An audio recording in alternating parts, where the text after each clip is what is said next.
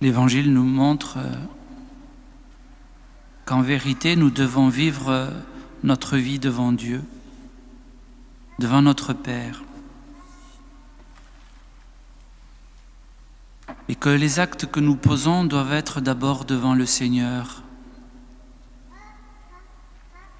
Et que de rentrer dans le secret de son cœur, le secret de sa chambre, et de garder nos actes d'abord pour le Seigneur, de mettre l'intention d'abord devant lui, dans son cœur à lui,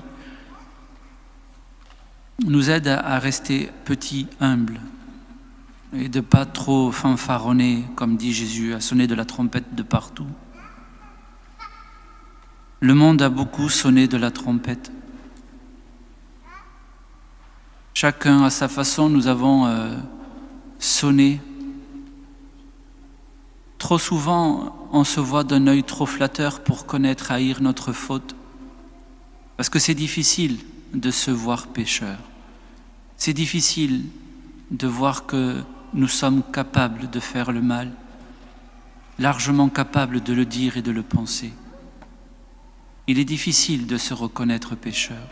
Au début de la messe, à la va-vite, ça va, c'est supportable. La conscience n'est pas tellement éclairée, sauf si il y a eu un bon mensonge avant de rentrer dans l'église, ou une belle dispute. On en a un certain regret. Mais de voir que nous sommes pécheurs,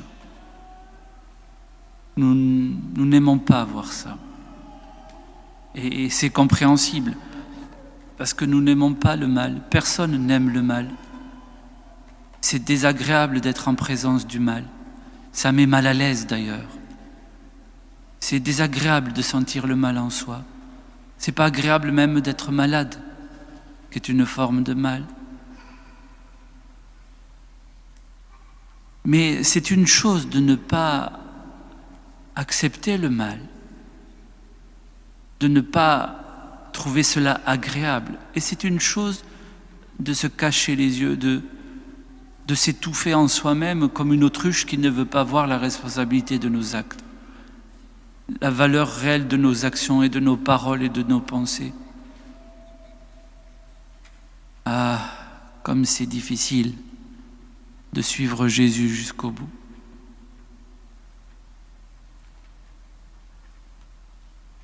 On pense la plupart du temps que c'est d'avoir une apparition de Jésus qui serait la plus belle grâce de notre vie. Ah, vous comprenez, mon Père? Si j'avais une apparition de Jésus, ça changerait tout, hein? Et oui, ça changerait tout.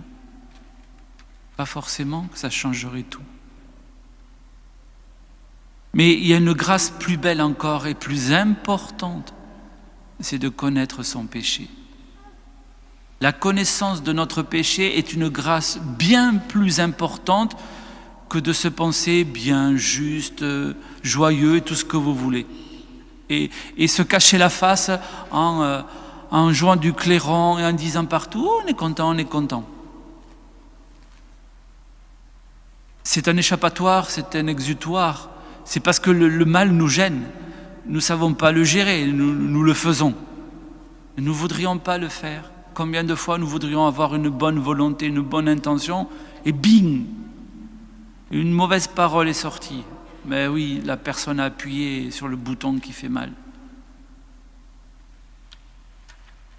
C'est compliqué. C'est compliqué parce qu'il y a notre péché personnel et il y a le péché communautaire. Il y a le péché de notre nation, orgueilleuse à souhait. Le péché des États-Unis, le péché de la Russie, même le péché de l'Ukraine. Faudra-t-il une troisième guerre mondiale pour qu'on se batte la coulpe? Faudra-t-il qu'on en arrive jusqu'au bout pour qu'on se reconnaisse réellement pécheur? Est-ce que Marie ne nous a pas prévenus depuis tant et tant d'années que nous jouons constamment avec le feu? Mais dans nos situations de famille, c'est pareil. Nous connaissons les circonstances, nous connaissons les choses, et nous mettons les pieds dans le plat. Et nous allons dire la parole qu'il ne fallait pas dire, et nous n'allons pas poser l'acte, alors qu'il aurait fallu le poser, un acte de paix, de bienveillance, comme nous sommes compliqués, comme nous sommes tordus. Il faut bien mercredi descendre pour nous arrêter dans notre vie et reprendre cette conscience que nous sommes pécheurs, de vrais pécheurs. Et quelle grâce! Il faudrait que vous sortiez de cette Eucharistie en étant persuadé que c'est une grâce de savoir que vous êtes des pécheurs et de voir notre péché est libérateur. Voir le péché est la plus grande grâce, car ça nous libère.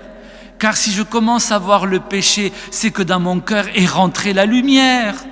Car tant que je suis dans les ténèbres, le péché, je ne le vois pas, je le fais. Mais quand la lumière rentre, je vois que ce que j'ai fait, ce que j'ai pensé, ce que j'ai dit est mal. C'est libérateur. Enfin commence le chemin de l'exode. Enfin commence le chemin de la libération. C'est quand je vais me confesser que je commence un véritable chemin de conversion et de libération. Si je ne vais pas me confesser, parce que je me vois d'un œil trop flatteur pour connaître ma faute, parce que je refuse qu'il y ait le péché en moi, alors qu'il y a le péché en moi, je ne suis pas dans la conversion, je suis dans l'hypocrisie, comme Jésus nous l'a dit dimanche dernier. C'est un signe d'aller se confesser pour savoir où nous en sommes de notre chemin de conversion, pour savoir où est la véracité de notre âme, la véracité de notre foi. La confession de mon péché, c'est tellement libérateur. Ah oui, alors j'entends de temps en temps, là, dans quelques consciences, oui, mais moi je veux bien me confesser. Mais chaque fois je recommence. Ça ne me libère pas. Si ça libère, la confession libère. Mais ce que je dois comprendre et ce que je dois accepter, c'est que cette grâce de la confession, d'avoir avoué mon péché, d'avoir reçu l'absolution, d'avoir été plongé de nouveau dans le précieux sang de Jésus, d'avoir été lavé dans mon âme par les vertus de son précieux sang, par les attributs de Dieu, par l'amour infini de Dieu. Cette grâce qui a été donnée là, dans le sacrement, et qui est réelle. Si on me passait au scanner de la grâce divine des yeux de Dieu, on ne verrait plus en moi aucun péché. Le péché, il n'y est plus. Tu l'as confessé, il est détruit, réellement détruit, divinement détruit.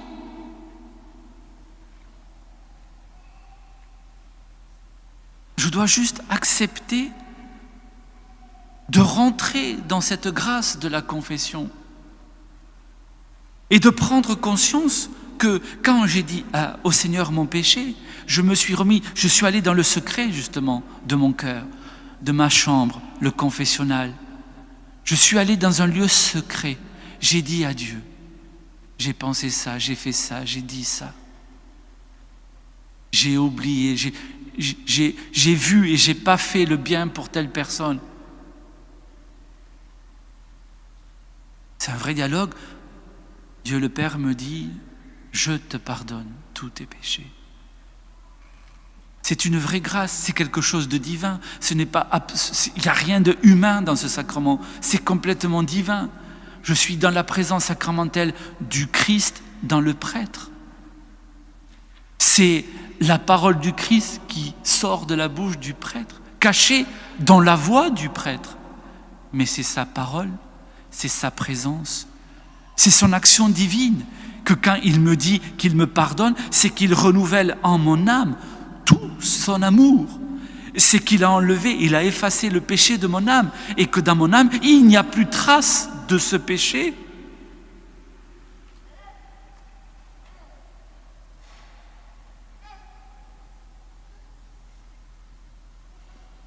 Quand je sors de la confession et que je vais dans ma vie, c'est ça le problème. c'est que je pense que ça a été juste un moment de soulagement, la confession. Ça a soulagé ma conscience. C'était dur, il y a un truc qui pesait en moi. Je me suis soulagé. Mais il y a des WC pour ça. Il y a des WC pour aller se soulager. La confession n'est pas un water. C'est la rencontre de Dieu. Ce n'est pas de l'ordre du soulagement de la conscience. Tant mieux si ça soulage ta conscience. C'est qu'il était temps que tu ailles te confesser. Mais ce n'est pas pour soulager sa conscience qu'on va se confesser. C'est pour plonger dans l'attribut divin de la divine miséricorde. C'est un sacrement. Ce n'est pas une rencontre chez le psychiatre, la confession. C'est un sacrement. Je suis dans la présence de Dieu et pas dans n'importe quelle présence de Dieu. Je suis dans l'attribut de sa miséricorde. Je suis dans la miséricorde divine, c'est-à-dire je suis dans l'instant, dans l'espace, dans le présent, dans l'acte de cette miséricorde qui dépasse tout, qui dépasse le temps, car Dieu alors saisit toute ma vie dans la confession. C'est un acte de Dieu, la confession. C'est un acte sacramentel. J'ouvre le temps pour être dans le temps de Dieu. Et il prend toute ma vie dans la confession. Toute ma vie est dans sa miséricorde là. Et il prend tous mes actes, tous les actes qui sortent de mon cœur, comme Jésus nous l'a appris il y a déjà 2 dimanches.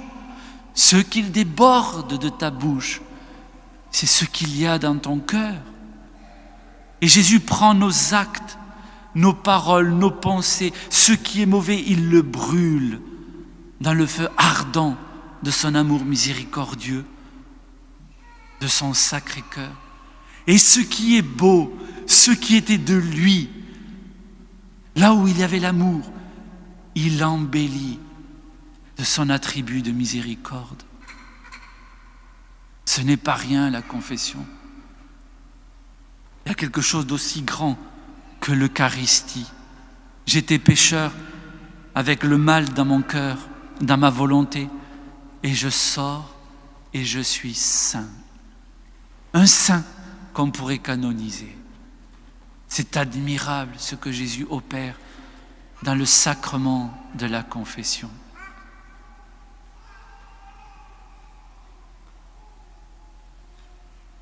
C'est un signe. Ceux qui ne vont pas se confesser, hélas pour vous, car un jour ou l'autre, il faudra y passer. Et ce jour-là sera plus terrible, car alors il sera dans la justice de Dieu. Refusez de vivre ce sacrement.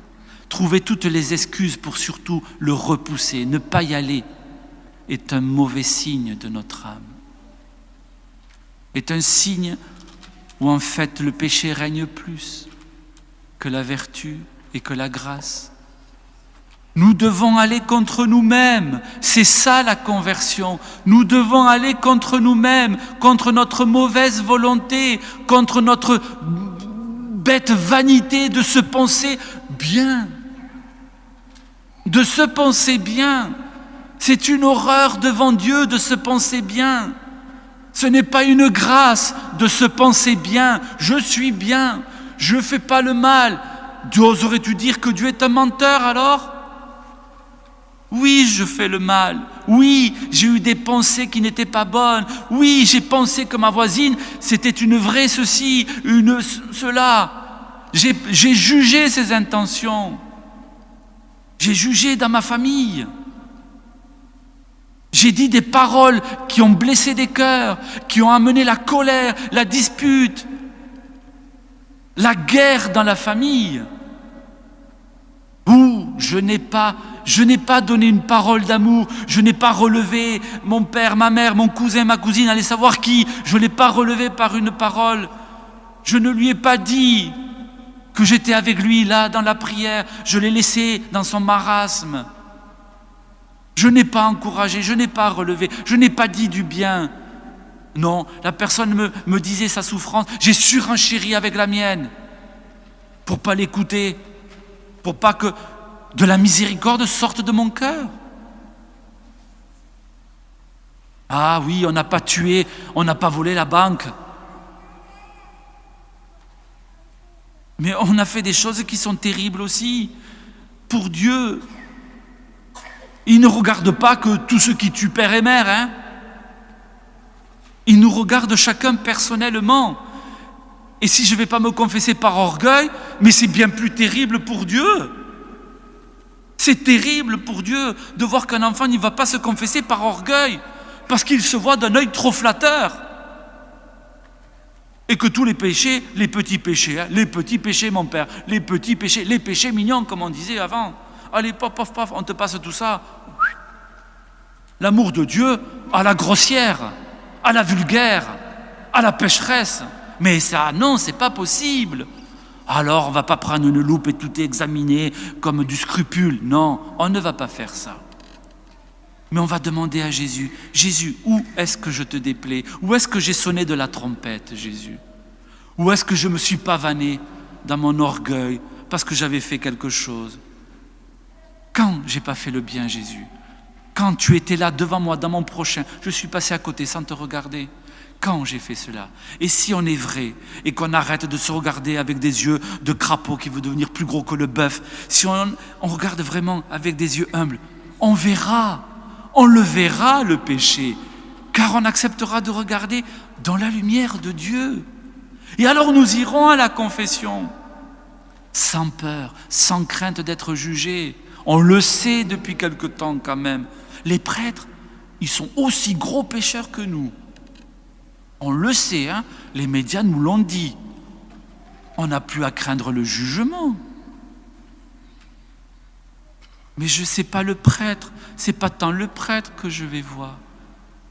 Vous communiez pas au corps du prêtre.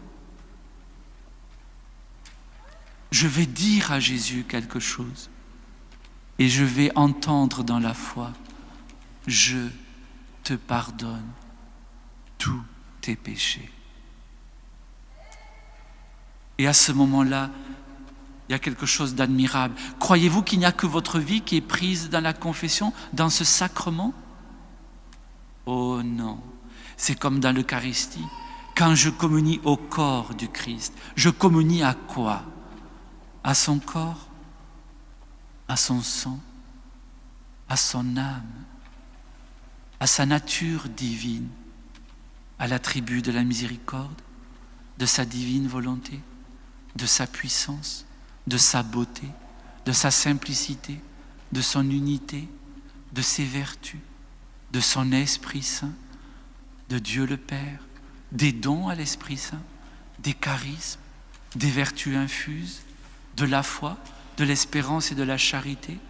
Je communie à cela? Oui, je communie au corps de Marie, à la grâce de Marie, à la grâce de mon ange gardien, à la grâce de tous les saints, à la grâce des âmes du purgatoire, à la grâce de tous les baptisés.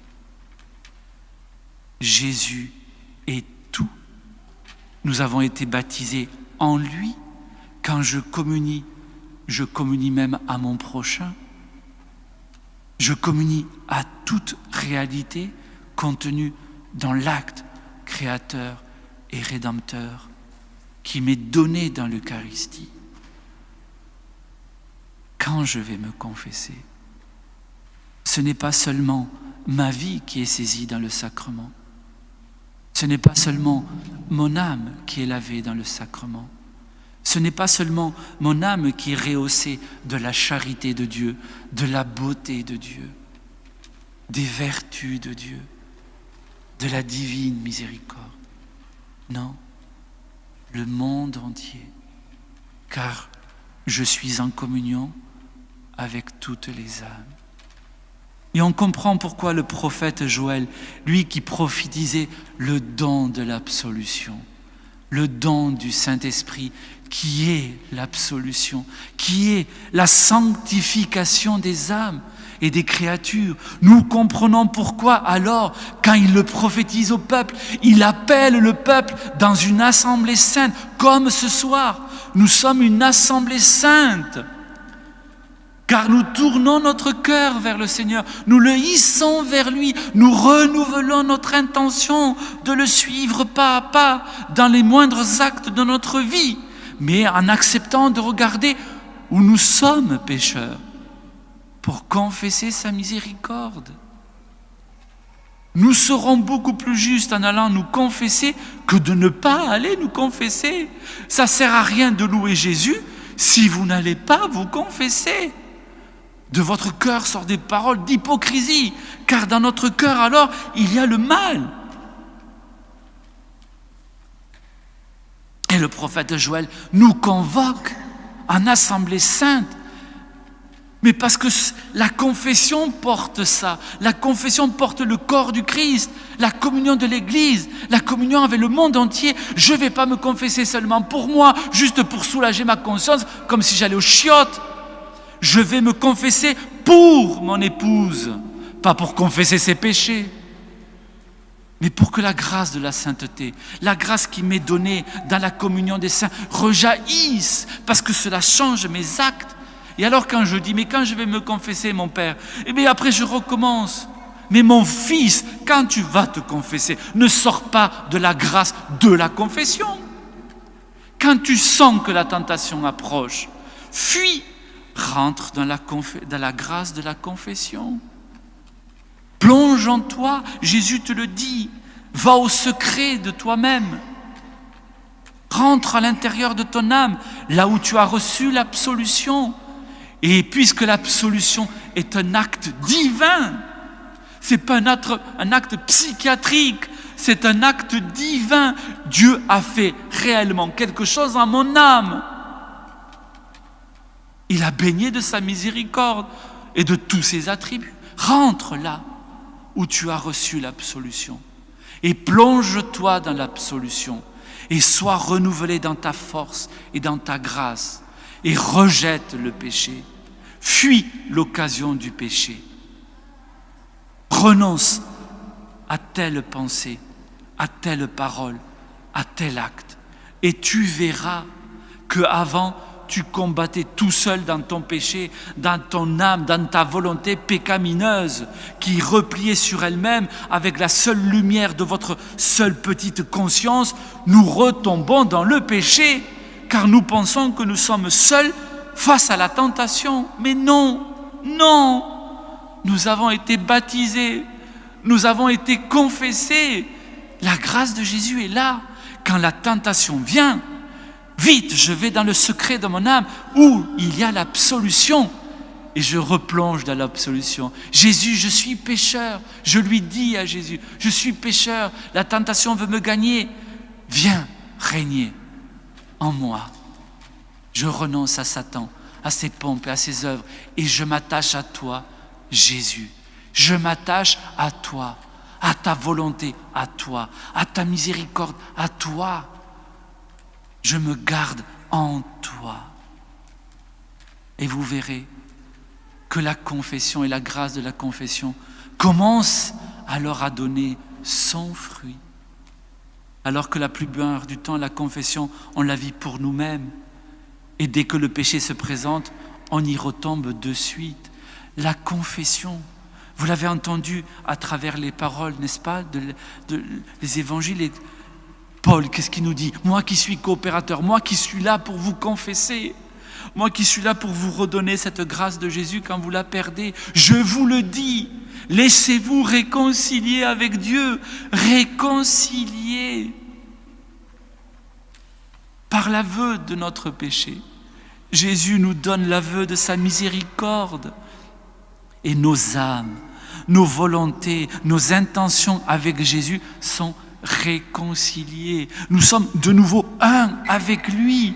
Et donc quand nous sortons du sacrement de la pénitence, de la confession, nous ne nous en rendons pas compte, mais nous sommes plus forts de la douceur de Dieu. Ce n'est pas une question de force, ce n'est pas une question de faire un carême à la force du poignet, en se faire baver. Ce n'est pas ça le carême. Jésus le dit, viens à ma rencontre. À l'intime de toi-même, si déjà tu pouvais changer ça dans ta vie, et découvrir ma tendresse et ma douceur, découvrir que je suis à l'intime de ton âme et que tu ne vis pas seul sur cette terre, tu n'es pas seul dans la galère, je suis là. Et si tu sens qu'il y a encore de la concupiscence en toi, rentre dans le lieu de l'absolution qu'est ton âme et dis à Jésus, Jésus, j'ai confiance que ta force est là, puisque tu m'as pardonné, et fortifie-moi devant la tentation. Et fuyez la tentation, sans réfléchir. Si le carême ne pouvait être que ça, toutes les semaines aller se confesser, toutes les semaines être dans le secret de l'intimité, de la paternité de Dieu, et de lui dire, papa, cette pensée, elle n'était pas belle. Cette parole, oh oui, je la regrette, elle a abîmé le cœur de mon frère. Cet acte est celui-ci que j'ai oublié. Papa, je te demande pardon. Sans hâte, croyez-le, sans vous faire attendre, il vous dira, je te pardonne tous tes péchés. Si nous pouvions comprendre le sacrement de la confession, il n'y aurait pas de guerre en Ukraine.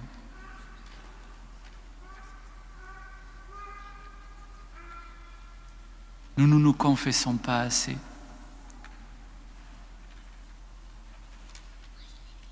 Nous vivons sur nos acquis.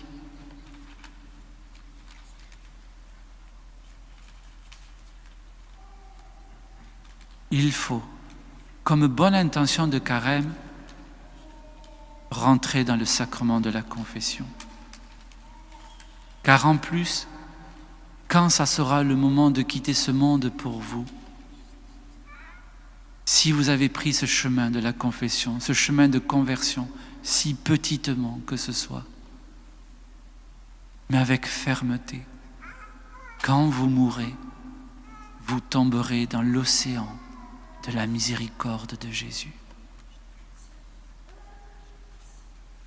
Ses yeux brûleront les dernières scories de votre âme et mettront le feu dans votre cœur, un feu ardent qui vous fera déjà être dans le ciel. Mais si vous avez et vous entretenez en vous la peur de Dieu, la peur du jugement du prêtre ou des autres, ou de vous-même,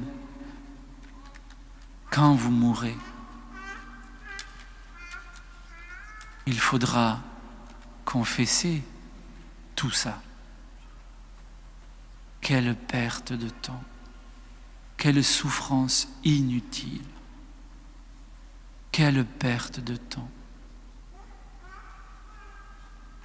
Alors, demandons au Seigneur cette grâce dans ce carême, une intention, toutes les semaines se confesser, humblement, avec amour et ferveur.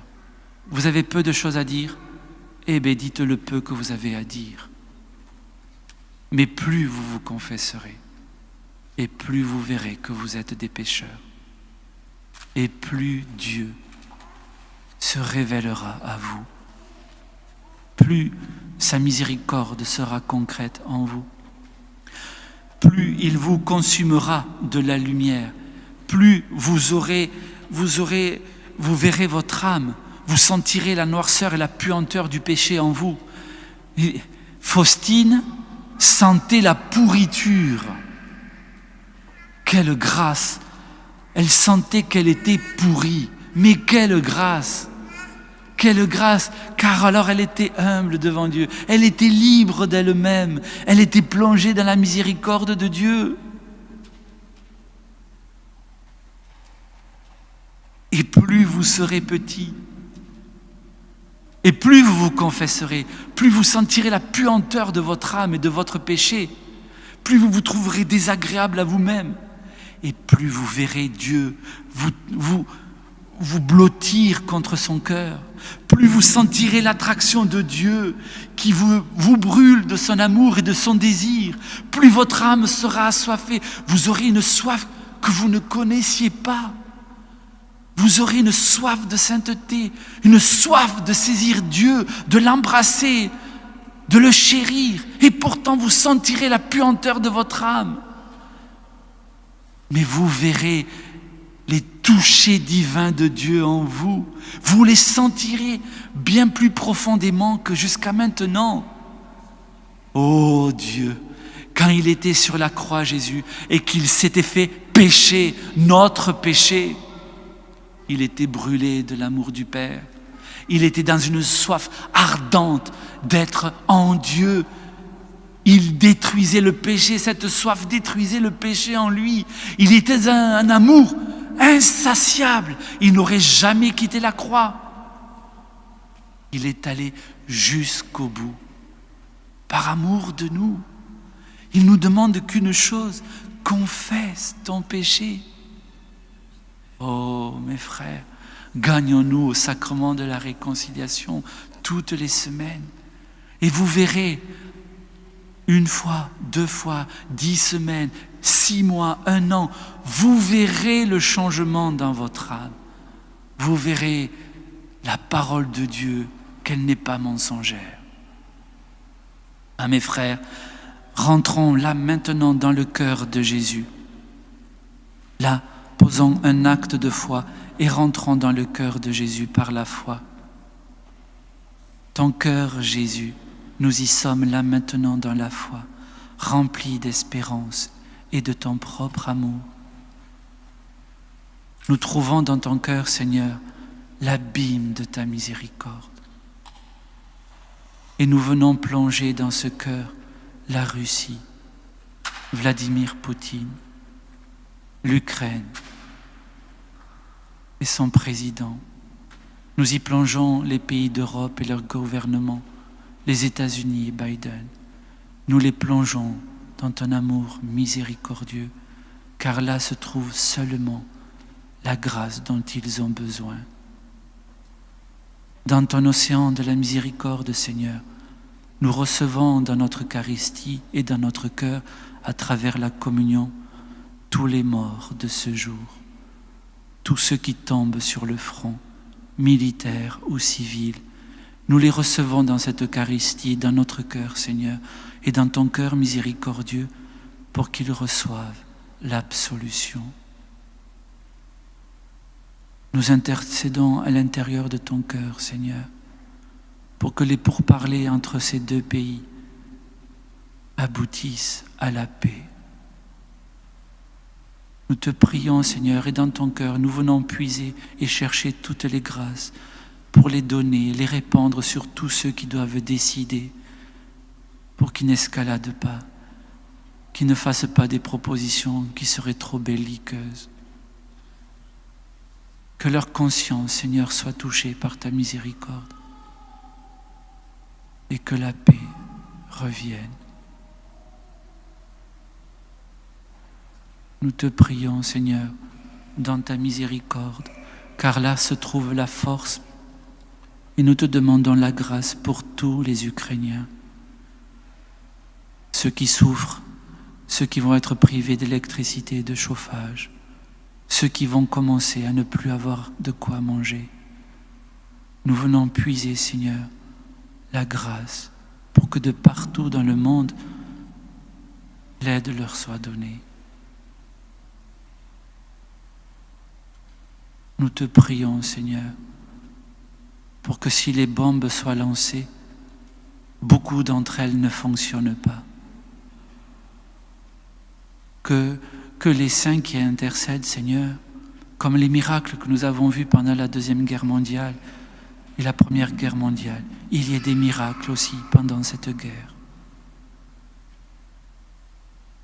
Ô Jésus, toi qui souffres en Ukraine, toi qui souffres en Russie et qui bientôt souffrira en Europe, ô Jésus, aie pitié de nous. Nous sommes pécheurs. Aie pitié de nous, Seigneur. Que tout ce qui ne peut pas être arrêté, Seigneur, par ta miséricorde, que toutes les conséquences servent à ta miséricorde, Seigneur. Toi seul le peux. Et Seigneur, que de ton cœur sortent des grâces sans fin pour que les gens ne se révoltent pas. Aie pitié de nous, Seigneur. Amen.